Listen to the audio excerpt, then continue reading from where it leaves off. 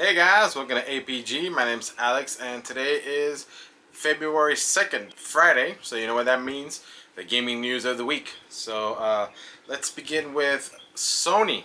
They had a state of play this week on Wednesday. They showed off roughly 40 minutes of a bunch of different games.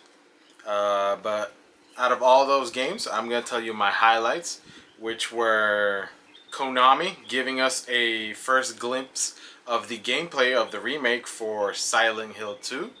I personally, unfortunately, never played the original Silent Hill 2, so I'm excited for this one. They gave us a new game in the Silent Hill universe called Silent Hill The Short Message, which is a first-person survival horror game set in the, like I said, the Silent Hill universe. It stars a girl named Maya who must travel through a dark house in search of something, all while being stalked by a monstrous entity that you don't know what it is. The game is free to play and available to download on your PS5 right now. Hopefully it doesn't happen like the PT trailer that, they put it out and then take it off.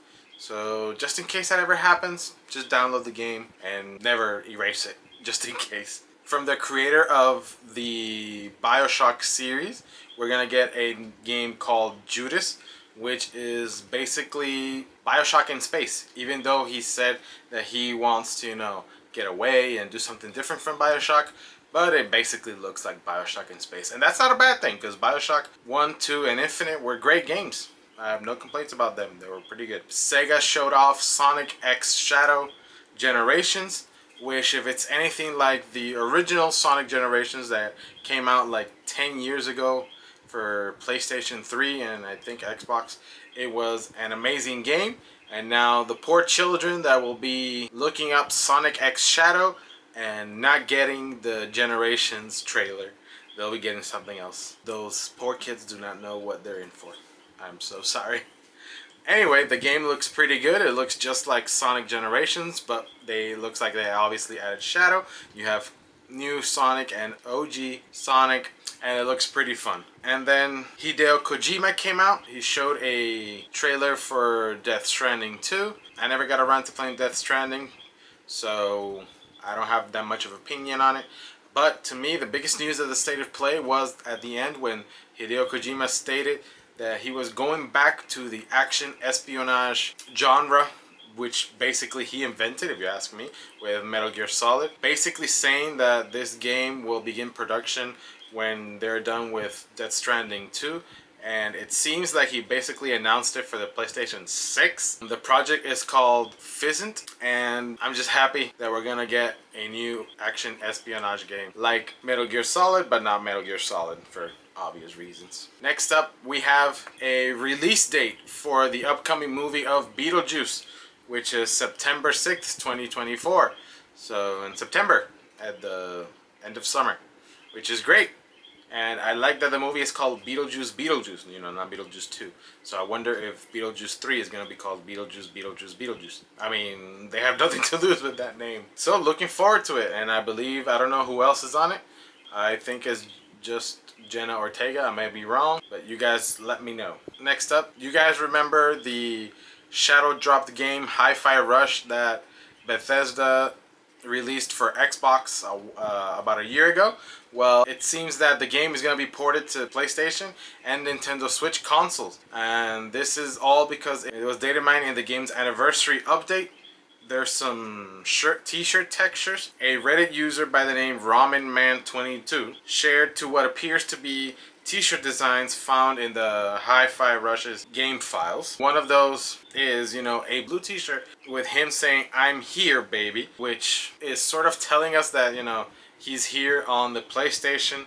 And then there's another red t-shirt that says "Rock Out Anywhere," insinuating that you're going to be able to play anywhere, which would be on the Nintendo Switch. Obviously, this isn't set in stone. Nothing has been said. These are just, it's data mining, but Hi-Fi Rush was a surprise hit.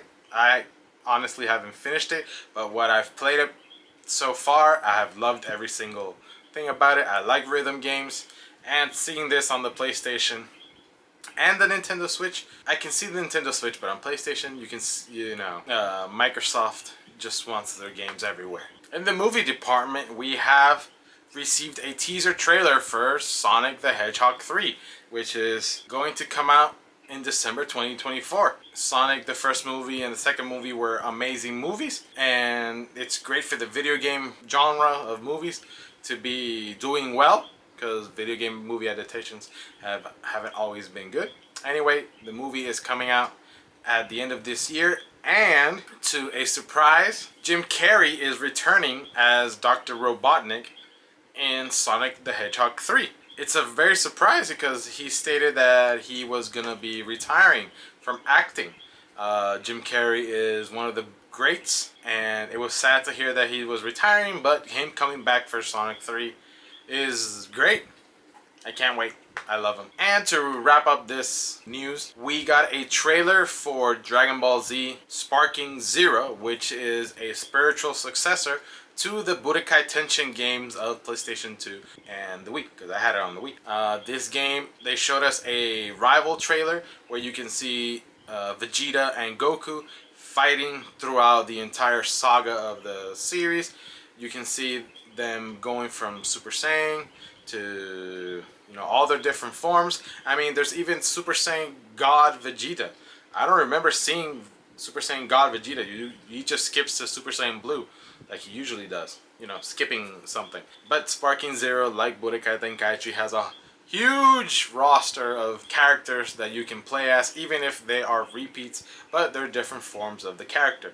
At the end of the video, of the trailer, we see a huge roster that is, starting to fill out with different characters like Piccolo, Gohan, Yamcha, Krillin, the OGs. And there's lots of space left. I think I remember that the original Budokai Tenkaichi 3 had like maybe 120 characters.